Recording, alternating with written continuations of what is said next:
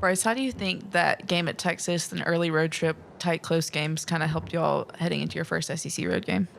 Yeah, I think, especially road tests like that, tough environment, great football team that we're up against with our back against the wall. I think that's stuff that you grow from, when you're able to come out of the other side, with a victory. It's everyone, we love trying to, put as many points up on the board as we can. And, we're always trying to, offense is always trying to score points, defense is always trying to get a stop. But we understand that, that's not how, football works, especially you play in the SEC. We play against the best of the best. So when we're able to get in those situations, that's stuff you can't really emulate in practice. As it's, we try to emulate as much as we can. But when you're really in that, you learn a lot about yourself. You learn a lot about, yourself as a unit, as a team. And, for us to be able to have those circumstances, I think it's something that we definitely learn from and can grow from. You had your best game probably ever against this team last year, the secondary. What have you seen from them this year when looking at them at tape? Yeah, they're a really good group, a really good unit, very well disciplined.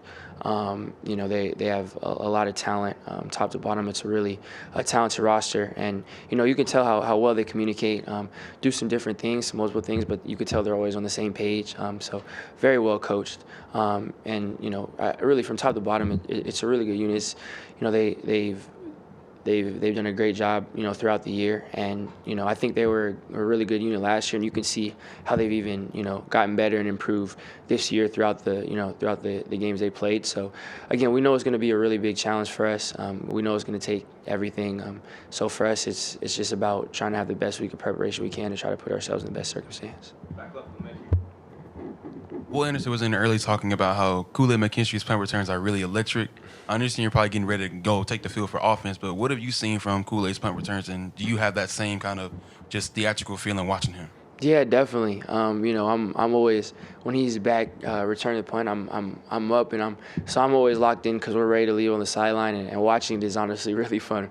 He's super electric. He makes a lot of plays, and he's been able to change the field position for us multiple times, and it's so important from when you think you're getting the ball 20, 25, and now you're getting to the 40, you're getting to the opposing 40. For us as an offense, as a play call, that changes everything. It gives us a way better chance of scoring, puts us in a great situation. So being able to watch that from the sideline has been a lot of fun.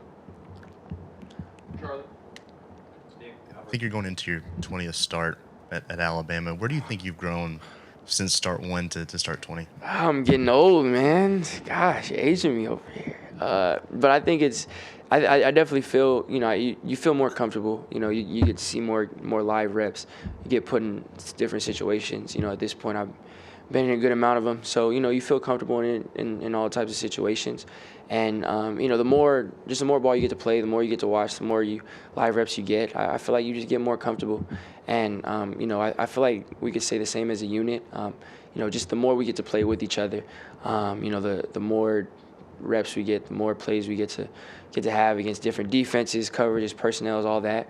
You kind of just all put that in your IBM. You grow from it. You learn. So I still have a lot of growth to do. A lot I want to improve on. A lot more learning to do. So I'm excited to keep getting those reps to keep growing individually and for us as a unit.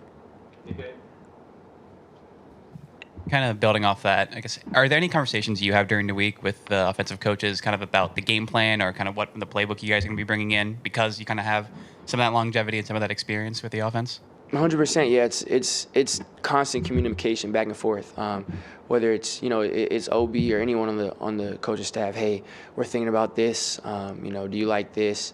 I'll come in and be like, hey, I like this stuff. Hey, I see this. How are we running this? What are we looking this for? Let's do this. It's constant communication. Every day I'm always up there before meetings. We're talking about stuff after, stuff on the sideline. That's what I love about OB and the entire offensive coaching staff. It's not just hey, this is what we're gonna run. You're gonna throw it here or here based off the cover. Like it's not like that at all. It's hey, how do you feel about this? Do you like this? we're seeing this. Are you feeling the same way about it?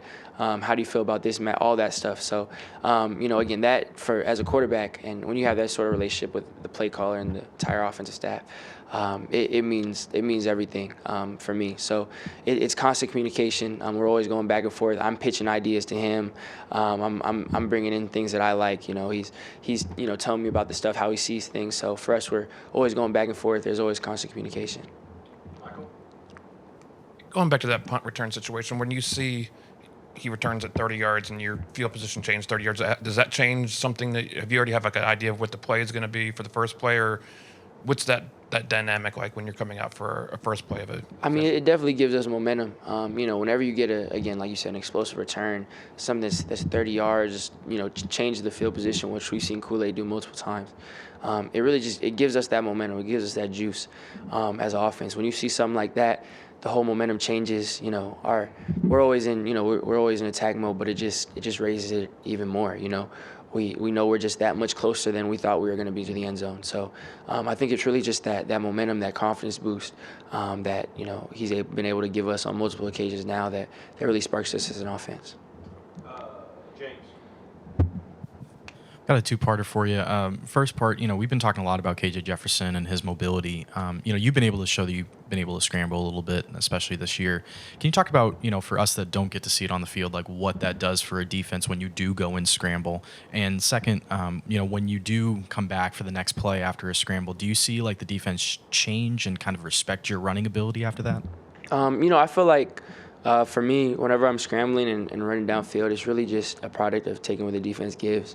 We drop back to pass. I'm always looking to pass the ball, so I'm always trying to go through my reads. Whenever I drop back, the goal is to get the ball in my hands to someone who's faster and more athletic than I am.